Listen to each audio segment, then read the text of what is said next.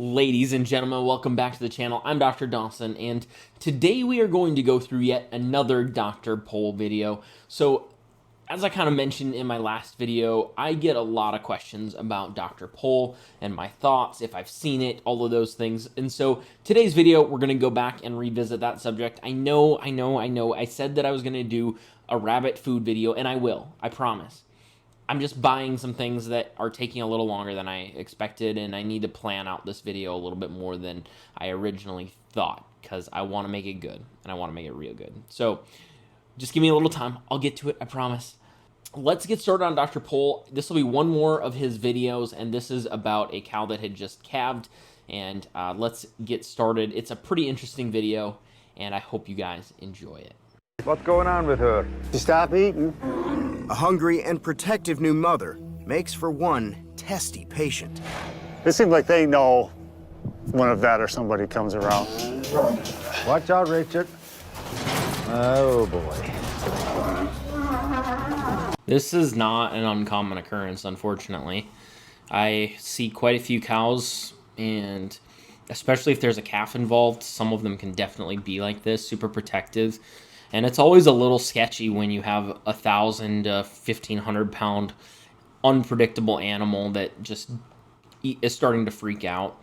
And it's always difficult. And because a lot of times, like this place doesn't look like they have the facilities to handle it.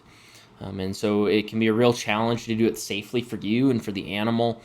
It's always a challenge. Oh. Okay, everybody out, because she is wild as the dickens. I was definitely ready to throw myself over to get out of the way. She was dangerous and the gate was low. She could easily... Okay, I am going to laugh. I don't know who the younger guy is. Tell me in the comments. But that cow was not ready to come after him. I've had to jump gates. That cow wasn't ready to get through the gate yet. She just wanted to escape, so just back off, give her a little time, and figure out another plan. Clear that gate. Easy, girl. You're gonna kill everybody. She didn't want nothing to do with him being in that barn whatsoever.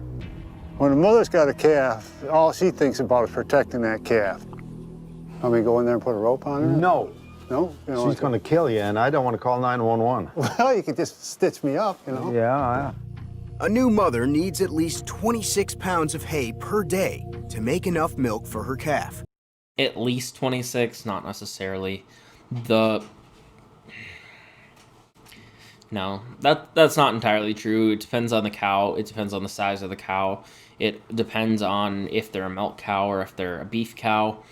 A whole bunch of other factors go into it. It depends on the quality of the hay. I mean, alfalfa hay you need a lot less of than if you are doing grass hay. And so, not necessarily true. Food at all? No, and she don't usually miss a grain one bit. When she's sick, she ain't producing milk. So she ain't producing milk, he ain't eating. I know she's been shaking too, you know? Yeah, she's cold. You can see that. There's no way you can put tarps over everything, huh? And she's too frickin' cold. Wouldn't hurt if I get a shot of antibiotics down her. Well, let's try it without trying to get killed. Starving and drained from giving birth. Definitely done the rope trick before. Doesn't usually work too well. Definitely dangerous. She also could be shaking from just stress. I've seen cows that shake because their adrenaline is so high. Depending on when that calf was born, sometimes the aftermath of a really stressful event can cause them to shake like that too. Definitely still could be the cold, but from like how the condensation of their breath is there, it doesn't look super cold, but who knows what's going on with her. We'll find out. It's like the rodeo. This mother is susceptible to a variety of ailments. Antibiotics should help.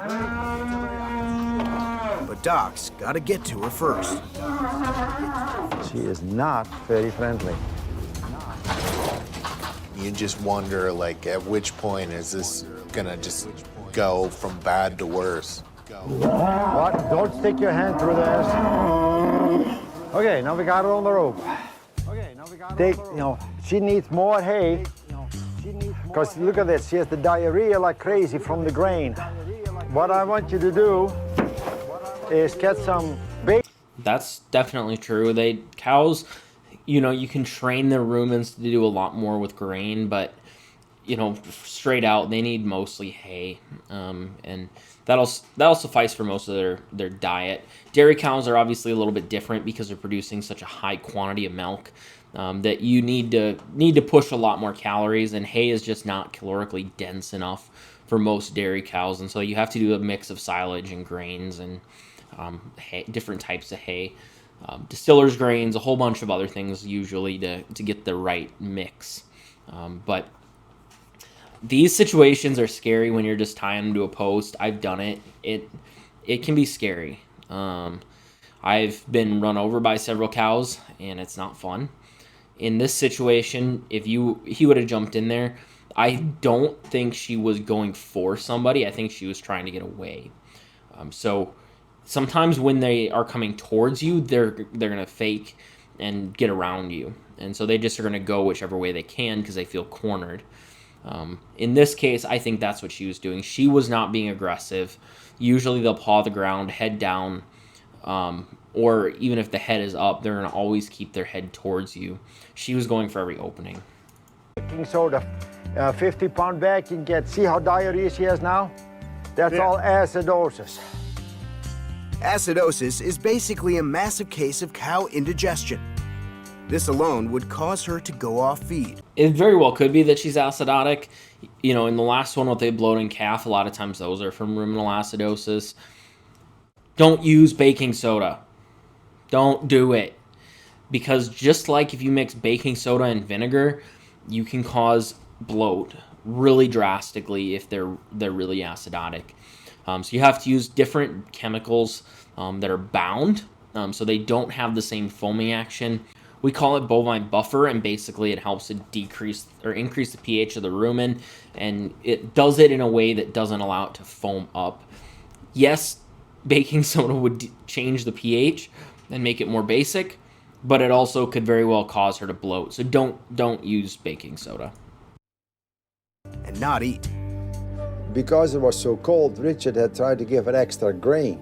And the grain then settles in the stomach and ferments. And then it turns into acid. And that acid then causes diarrhea. Ay. Yeah, I mean, he's correct on the pathology. Mostly there's a little bit more detail there, but for the most part, don't use baking soda. Don't. Just don't.